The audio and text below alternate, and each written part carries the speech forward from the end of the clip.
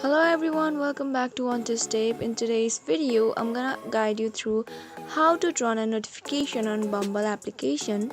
So to get started, go ahead and tap on your settings and then go ahead and tap on apps and notifications and then scroll all the way down until you find Bumble here.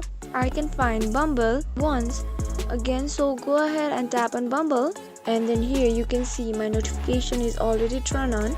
You can turn it on in order to turn on your notification, or you can also turn it off if you want to turn off notification for Bumble application. And that's all. It's done. You have already turned on the notification on your Bumble application, so that's how it's quick and easy. I hope you find the video easy and helpful. If so, please do not forget to subscribe to our channel and also press the notification bell for more updates. I'll see you again in next video. Goodbye till then.